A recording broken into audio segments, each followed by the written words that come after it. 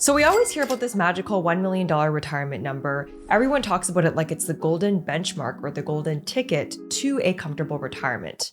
But the data actually shows that only 3% of Americans actually have 1 million or more saved for retirement. 3%.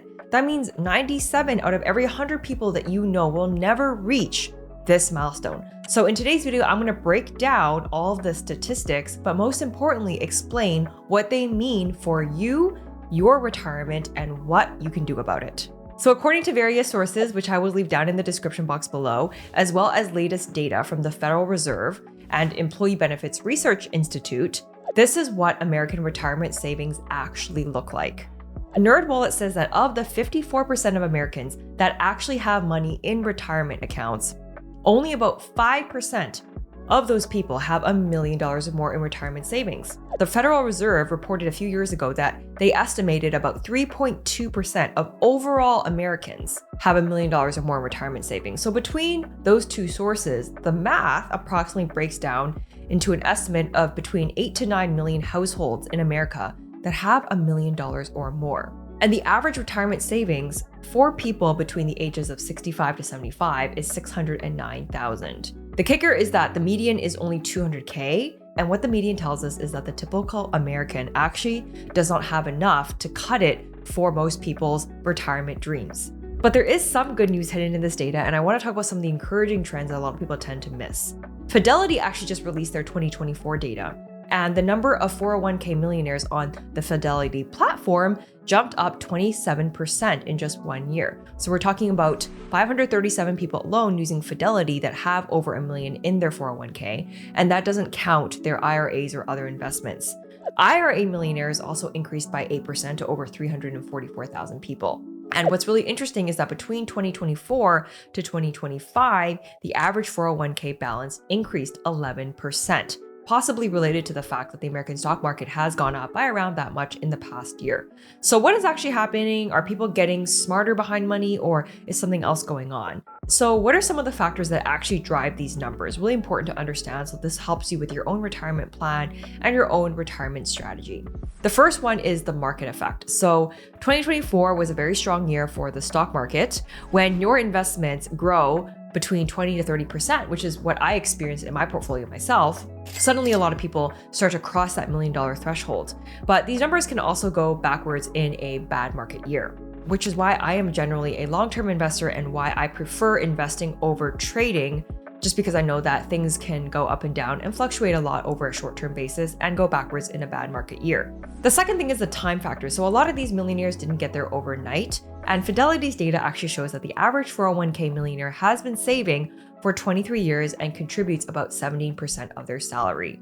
The third thing is income. It is easier to become a retirement millionaire when you're making $200,000 as opposed to when you're making $50,000, but also depends on your ability to exercise financial discipline and put that money into the markets and not spend it all. It is not impossible at lower incomes, and if you want to learn how to become a millionaire on low salary, make sure you check out my video up top where I break down all the math at different income levels to make it achievable for you. Some other minor but also related factors that can impact your ability to hit the $1 million mark and impact retirement savings also relate to education, home ownership, age, and ethnicity. So what does $1 million actually mean in retirement? I mentioned earlier that it seems to be a golden benchmark for most people. To become a millionaire means that you are financially free and can retire. But let's just say, hypothetically, you want to live off of $40,000 a year in retirement income. Now, for a $1 million portfolio, this would be about 4% of your retirement savings. And that also means that you would have an expected lifespan of an additional 25 years after you retire. So that's 40,000 times 25 years equals $1 million. And that's before taxes. Is $40,000 enough for your retirement dreams? Possibly for some people, but for others, possibly not, especially when you factor in inflation and stuff like that. $40,000 at the beginning of your retirement certainly isn't going to give you the same purchasing power as $40,000 25 years into retirement. And so when you're thinking about how much money you need from a retirement planning perspective to live off of, it's actually better to work backwards from your desired retirement lifestyles. So let's say you want to spend $80,000 a year in retirement or pull out $80,000 a year from your retirement accounts, which is about $6,600 before tax. And also keep in mind pension, if you get one, if applicable, or Social Security benefits. For $80,000 a year, you would still need $2 million. And if you want to live off $100,000 a year, assuming you need this for 25 years, then you would need $2.5 million. Between retirement money as well as Social Security, that $1 million mark might be a little low for your goals, your family needs, or might be even more than what you need, depending on the quality of life and your expected lifespan. Something really fascinating about this data that I've pulled is that typically people start hitting the $1 million mark is between 50 to 59, about 2% of people have $1 million. Between 60 to 69, about 8% have $1 million. And then over 70, about 10% have $1 million. So if you notice the pattern here, most people who do reach $1 million typically do it in their final working years or in early retirement. It's not necessarily because they suddenly got lucky when they were young, but it's usually because they put their money in the markets and allowed compound interest to finally kick into high gear. Now, what about income and how does it impact your ability to become a 401k millionaire? You might be wondering, if someone is making $60,000 a year, can they really save $1 million for retirement? The answer is yes, mathematically, but it does require a lot of financial discipline and also time. So the math shows that if you start at the age of 25 and you make $60,000 a year and you save 15% of your income or $9,000 a year, assuming a 7% return on average, you'll have about $1.8 million by the age of 65. If you start at 35, you'll have about $850. And if you start at 45, you'll have 369. So there's a huge difference in 10 years of investing time and money put into the markets. Okay, so how do you actually join the 1 million club yourself? Here are some strategies that actually move the needle. The first one is regular contributions and automated if possible. Millionaires in Fidelity's data contribute an average of 17% of their total salary to their 401k. They don't just rely on willpower, but they also automate it by making these transfers regularly. The second strategy is making sure that you take advantage of your employer match. So many employers will offer a match on top of what you contribute to your 401k, but a lot of people actually don't take their full employer match. Actually, it's estimated about 25% of people don't do this, and for various reasons, but that does tend to be free money that you're leaving on the table. The third strategy is to make sure you, if you can, increase contributions regularly and annually. So if you have raises, bonuses, tax refunds, if you put at least half of these into retirement, and your goal is to retire early, your future self will thank you for sure. Fourth strategy is don't touch it.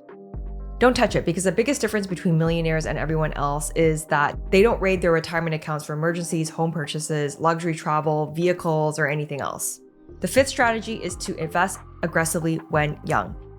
I've talked about this many times before in the past. The earlier that you start investing, the better. And every year and every decade absolutely makes a difference. A lot of these 401k millionaires studied actually put 80 to 90% of their money in stocks during their younger years and during their accumulation years. So it's not that they waited until the very last minute when they were in their 50s and 60s before they started contributing, but most of them actually started young. And when you start young, it allows that money to really achieve the effective compound interest over a long period of time.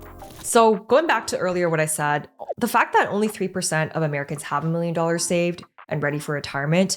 And we generally know that that's probably not enough for most people's retirement goals just because of the cost of living and people's lifespans and stuff like that. We do have a massive crisis that's brewing.